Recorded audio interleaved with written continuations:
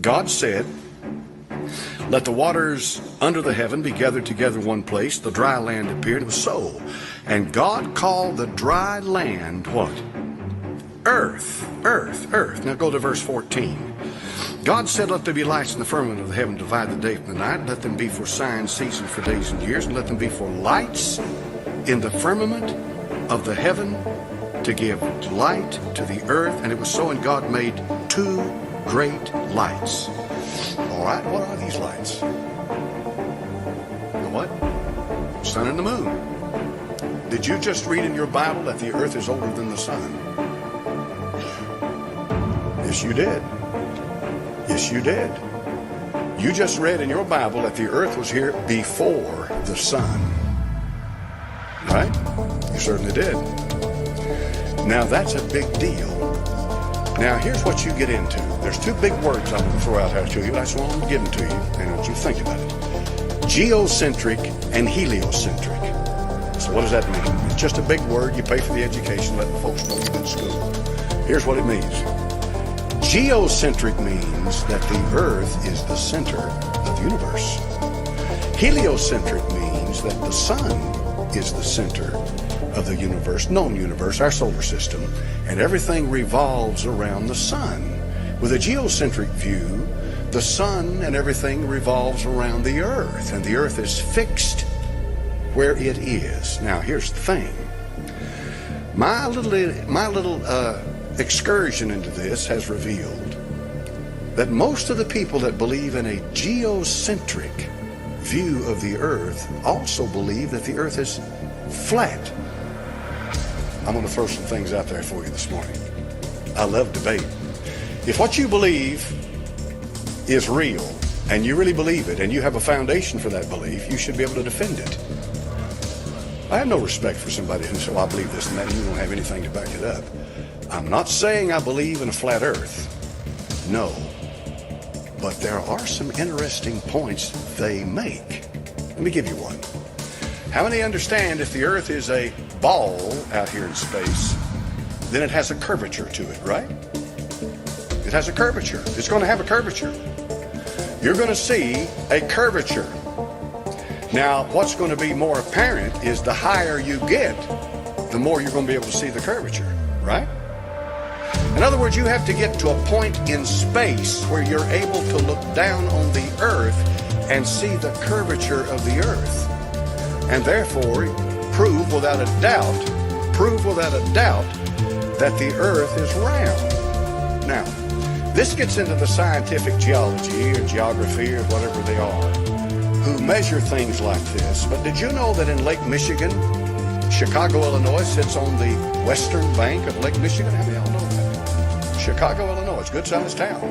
At one time, Chicago was the second largest town in America. Chicago, Illinois. It sits right there. It butts right up against Lake Michigan. Right up against it, Lake Michigan.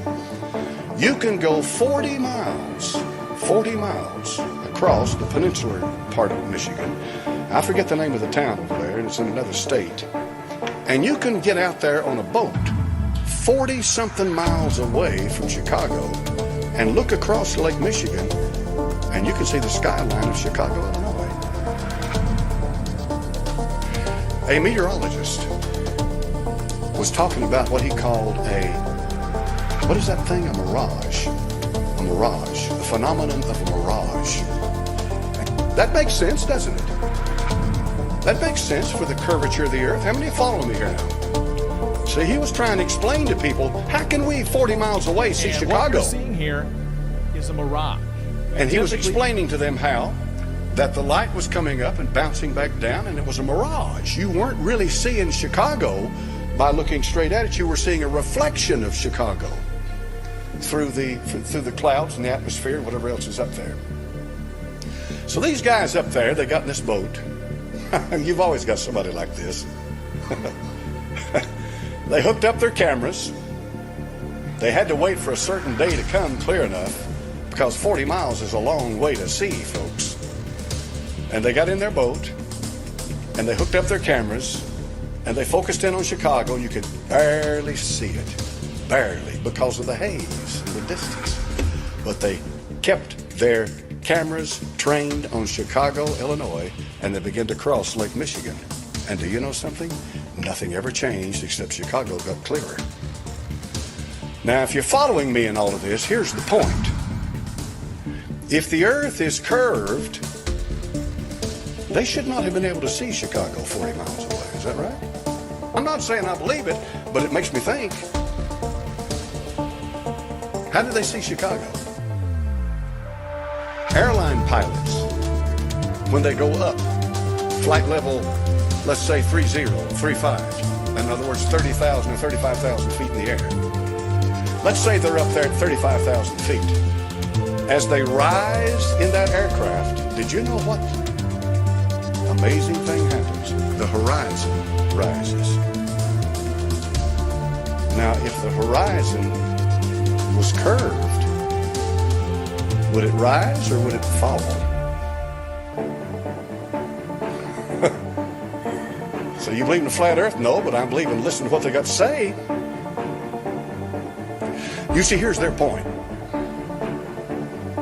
Their point is that God made the earth and he made everything else as it relates to the earth. And the earth is the center of God's plan for man. And that it is here the issue of sin and salvation is settled.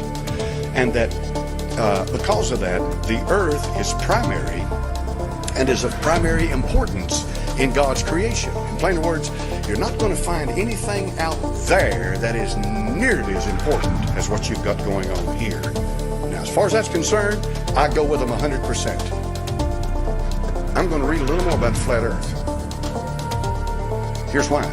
I may never believe the earth is flat, but I may learn a lot of things from it that may help me understand my Bible in ways that I could never understand it before.